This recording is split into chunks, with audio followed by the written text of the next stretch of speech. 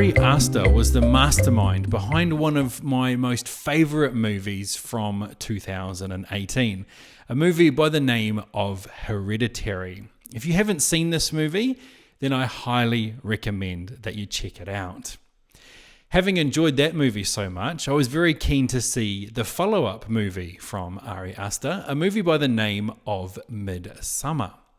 It's just come out here in Australia, so last weekend Mrs. B and I took ourselves along to the Sun Theatre in Yarraville and checked it out. So, I hear you ask, what is Midsommar all about? Well, here's the description. A young couple travels to Sweden to visit their friend's rural hometown and attend its Midsummer festival. What begins as an idyllic retreat quickly descends into an increasingly violent and bizarre competition at the hands of a pagan cult. Tomorrow's a big day. Is it scary? What is it? It has special properties. What am I going through? We just need to acclimate. I don't want to acclimate, I want to go. Absolutely not. What's happening? Now, while they're very, very different movies, I can't help but compare Hereditary and Midsommar with each other. And I have to be honest, I think that Hereditary is a far superior film. Midsommar is, first and foremost, absolutely beautiful.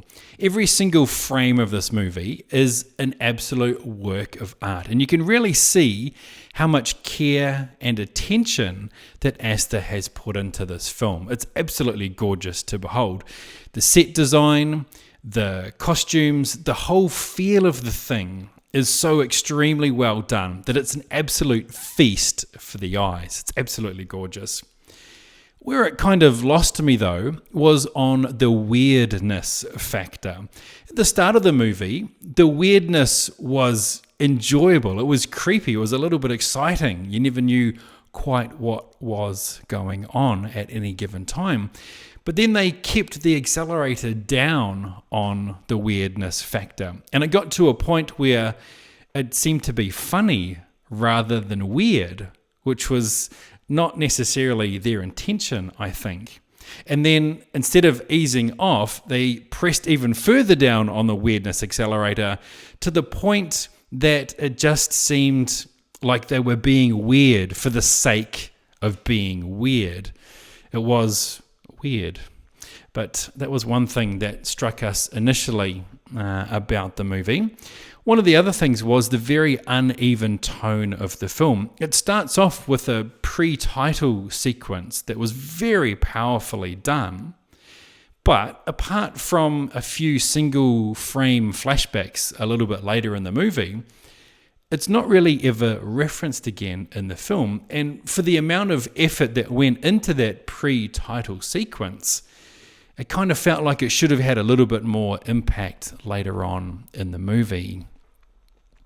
It also telegraphs a really major key plot point very early in the movie. And it was such that when that thing finally happened later in the movie, it didn't really come as a surprise, even though it was kind of set up to be a surprise. Other parts of the movie, you can really see quite obviously how a scene is going to play out or how it's going to end, but they drag the scene out regardless. I kind of feel like maybe they dragged out some scenes a little bit too long when they could have been a lot tighter. In fact, I think all up, you probably could have shaved a half hour off the movie by cutting out some unnecessary scenes or some scenes that ran on a little bit too long. And I've got to say, what was the point of Reuben? I probably sound like I hated this movie, but I assure you I didn't. It was certainly enjoyable enough, but it is a flawed work of art. I was most excited for you to come.